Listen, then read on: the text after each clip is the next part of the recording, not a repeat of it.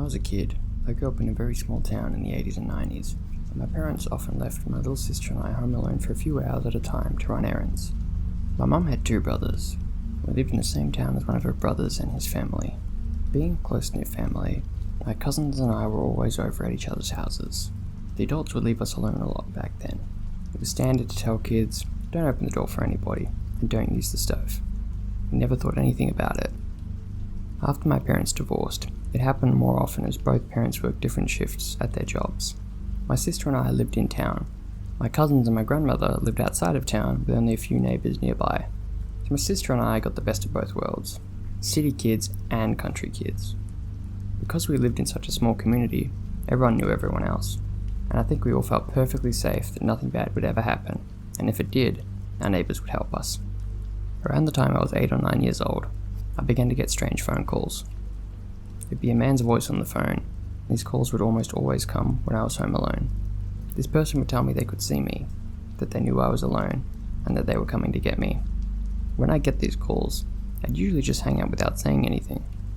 Of course, it terrified me, but I was too scared to tell my parents. I was scared by the calls, but I also liked getting to stay home alone. Being left to take care of my sister made me feel grown up, and I didn't want my parents to stop leaving me in charge. Stupidly, I kept the calls to myself. One day while my dad was at work, my cousin, who was a year older than me, was at my house. We were watching TV and playing when the phone rang. She answered it, and her face went pale. She hung up and started crying. I immediately asked her what was wrong, and she shook her head saying, "I can't tell you." I pressed, and she finally told me about how this man would call her a lot when she was home alone, always telling her he knew that she was by herself, and he was going to come and get her. I was shocked. I explained that I'd been getting the same calls, and we immediately agreed it had to be one of her older brothers or their friends playing a mean joke on us. We calmed down and kinda laughed it off. I didn't get another call for a while after that, so I almost forgot about it. In the summer between my 6th and 7th year at school, my grandmother had taken a part-time job. My mum lived in another town. So my sister and I were home alone almost all day every day while my dad worked. We spent our days outside playing in the yard, riding bikes around the neighbourhood, and canning in our backyard a lot. One day, my sister went to a friend's house, and my cousin was back at my house. We were listening to music and dancing around the living room when the phone rang. I picked it up, and there it was, the voice. At this point, I was 12 years old, and I'd developed a little bit of an attitude. When the man told me he knew we were home alone, I laughed and said, "Liar." He waited a moment and said, "I can prove that I know you're alone." I laughed again, a little more nervously this time, and said, "Oh yeah? Then do it."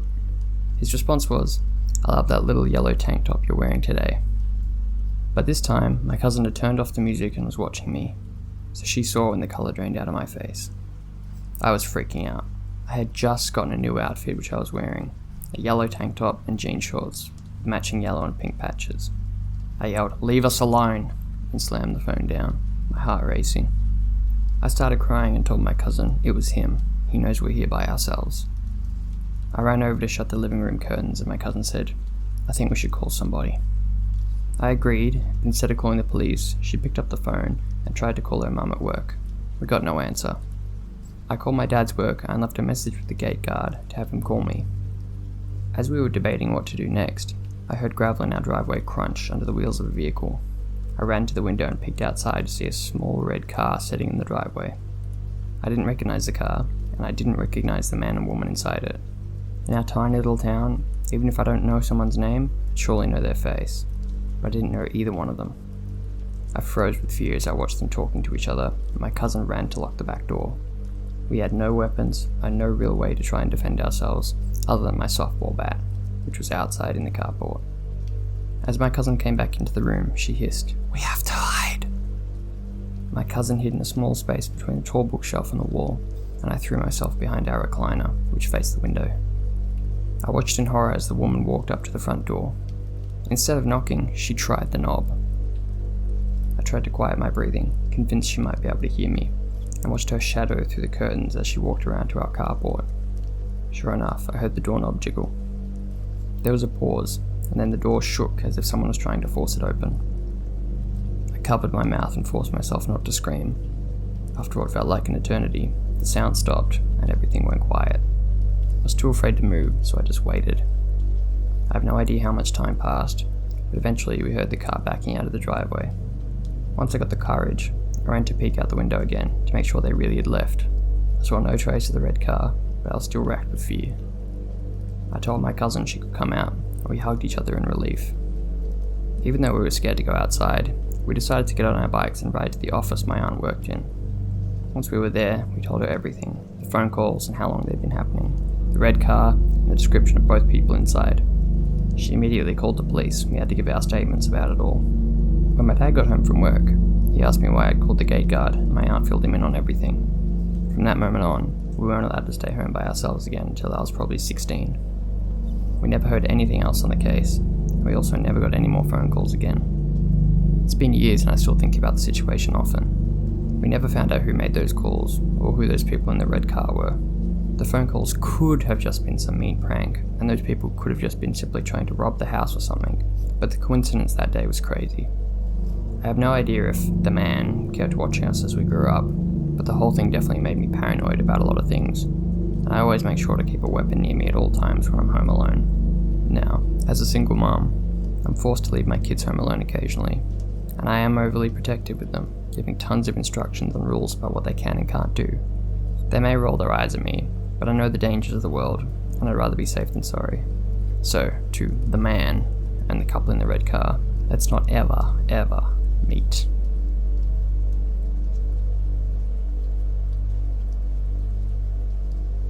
I was listening to one of the creepy narrators who narrates true stories, and one story reminded me of a really scary encounter I had when I was 13.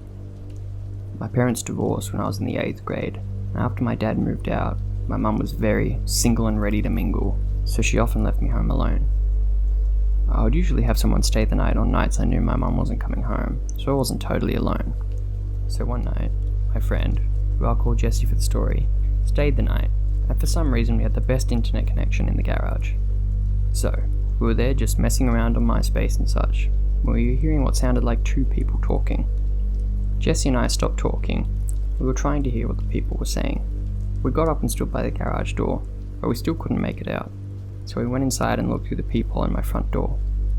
There were two men standing in my driveway by my garage, looking around. I immediately freaked out, because they weren't standing on the sidewalk or anything. They were standing by my garage, like they lived at my house. I stood there watching them for a minute, before one of them started walking up to the door. I quickly but very quietly checked to make sure both locks were locked, and then looked back out the peephole. The man was leaning over the side railing on the porch, trying to look into my mum's bedroom window. I instantly signaled to Jessie to get knives and be super quiet.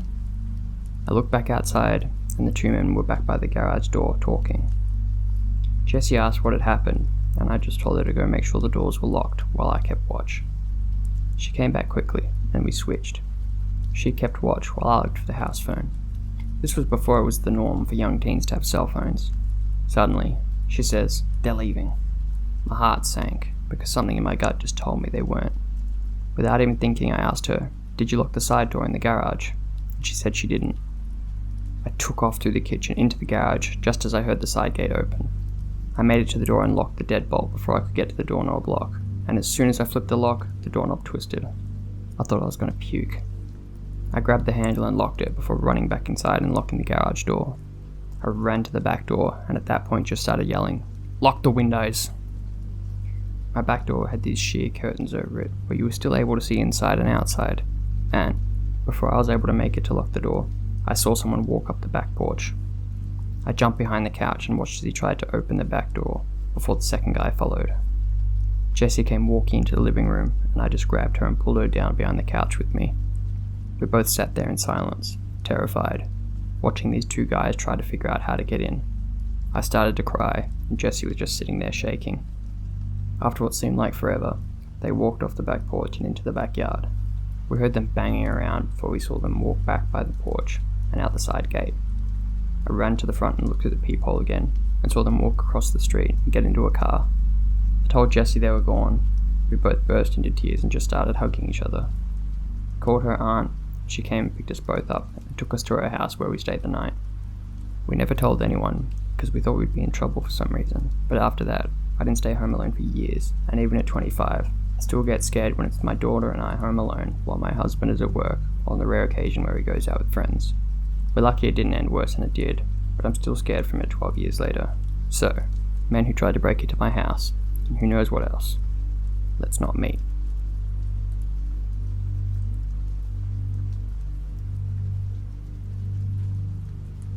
I grew up with both my parents and brother in a small rancher's house within a suburb off the highway. Things were always quiet, and crime rarely ever happened. We were the only kids on our street, and we were surrounded by other houses with old couples. Due to this fact, I was comfortably left at home alone quite often, whenever the others wanted to go somewhere late. This story occurred once my brother was old enough to drive and hang out with his friends on his own. One fateful night, my brother was out very late, and my parents went out on a date, planning to come back around 11 PM. I was playing Halo 3 all night. That dates my story if it helps. My 14-year-old self lived for these nights alone, gaming non-stop without interruption until my parents came home. It's worth noting that I had 2 large dogs at the time, and the living room had 3 huge windows which opened towards the street. I could see about half of our driveway from the couch where I was gaming. At around 10:30 PM, I hear what sounds like a car door. I'm thinking it must be the neighbour, since I didn't see a car pull into the driveway, but the dog said otherwise. The dogs were freaking out as my parents pulled in. I, not thinking anything of it, stayed where I was and yelled at them to stop. Our dogs are well trained and waited patiently by the door. I see what looks like a silhouette or two pass by the windows, so I go to shut off the Xbox. Now I'm thinking that my parents came home a bit early. No biggie. I put my controller away and hear the doorknob jiggle. "It's unlocked," I yell, as I go to the kitchen to get myself a glass of milk. Again, no biggie. I hear the doorknob jiggle once more. The dogs go back to barking. Weird. I could have sworn it was unlocked. "Hold on, I'm coming," I yell. I take a second to get my glass of milk prepared. Look, I was a teenager. I had selfish and dumb priorities. Looking back, I'm kinda glad I did. That extra minute may have spared me. I go back to the front door, and I see that it actually was locked. Huh. Weird. I unlock it and walk away. "It's unlocked now," I say, go back to the kitchen. The dogs basically have their noses against the door, trying to get to my parents. After about another minute, I'm genuinely confused. I go back and open the door. No one's there. I peek my head out and look down the sidewalk. I look to the other side of the yard. There's no car, no person. The road's clear. Who the heck jiggled the doorknob? Where's the car door I heard? Now I'm freaked out. I called Mum's cell and told her what happened. She said, "We're on our way home. Call Mr. Jimmy," next door neighbour who owns a 12 gauge, "and we'll be there soon." So I locked the house down as much as possible while calling Mr. Jimmy. He said he'd be right over. I'm looking outside, making an effort to look opposite of wherever he patrols, just in case the perp ran from him. Absolutely no sign of anyone. Mr. Jimmy then comes inside and waits with me, saying that he didn't see or hear anything. Nothing like this has ever happened since. Neighbours never reported any break-ins or suspicious characters, as far as I know. My mother is 100% convinced that it was just late and I was delirious. It wouldn't be the first time that I sleepwalked or sleep-talked, but I've learned to know the difference. I believe that I was fully conscious. Like I said, I've lived a fairly normal and uneventful life. No crime or risk of life to speak of, except for this one thing. So I thought I'd share. Either way, to my late night visitor, let's not meet.